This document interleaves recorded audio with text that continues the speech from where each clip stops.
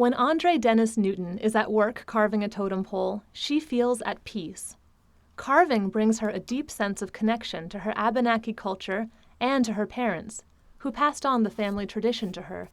I went to meet André at her home in Old Forge, New York, to learn more about her artwork and her family story. As I'm wood carving, I begin to think about my parents and their arts through the years of carving. My father was Morris Paul Dennis, my mother Juliet Emsedicus Dennis. André is a lifelong resident of Old Forge, an Adirondack hamlet popular with visitors. Her grandparents came to Old Forge in 1917 from the Odanak Reservation in Quebec after a fire destroyed their home. My father was 9 years old then, and they built their roots up here in Old Forge, and my grandfather did guiding, and he did some storytelling, and that kind of got everything going with passing on our cultural stories and art in our family. Are totem poles an Abenaki or an Algonquin tradition? Now, the Abenaki are part of the Algonquin Nation. There's 13 tribes with the Algonquin Nation, and we're one of them. And all those tribes do carving, face masks or totem poles.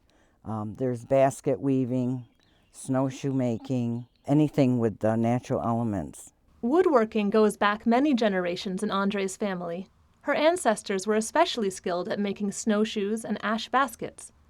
But it was her father who began carving totem poles. He learned during the 1930s from a mentor at Odanak, where the family continued to visit a few times a year.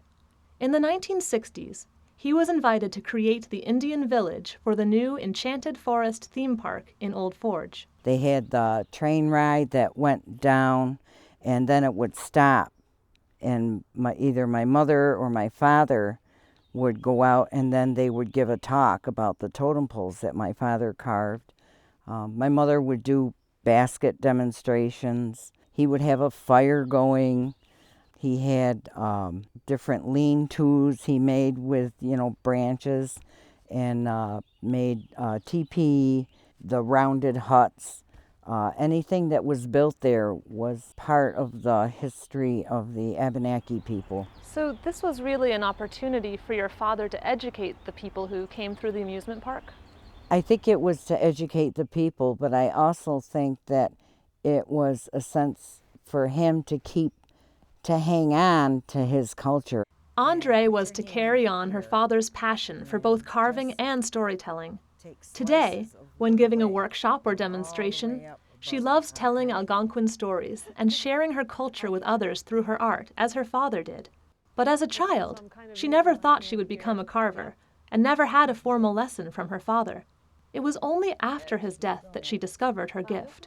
I was invited to restore one of my father's totem poles through Dan Tickner. They have a canoe place on the Moose River. He had a 14-foot totem pole, and he wanted me to restore that, and I didn't know how to do that. Dan, I don't know how to do that. Well, I'll help you. I'll get you going. Okay, you get me going.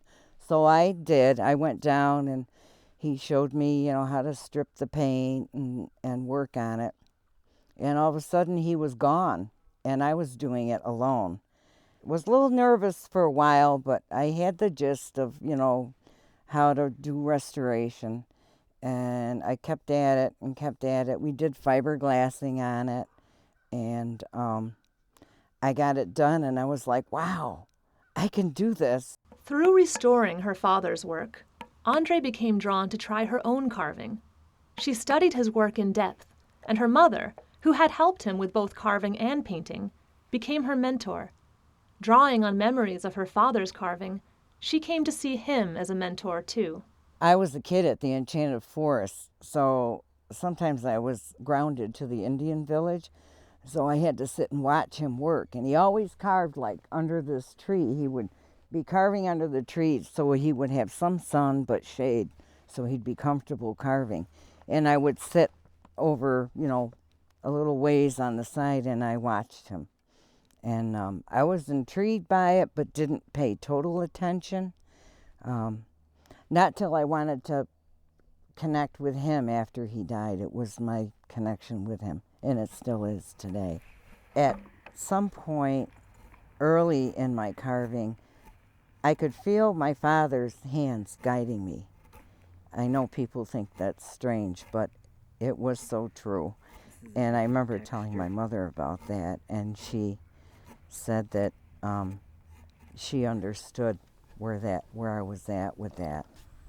I think she still had a few little carving tools that she kept around the house. She wasn't going to give them up. She gave me my father's tools, so I have them, which was a great asset, because when I bought tools, I worked with them, but they just didn't work right. But then when I got my father's tools, they just moved right along. They could, shave that wood away, and I learned how to sharpen them and learn the movements, within the wood.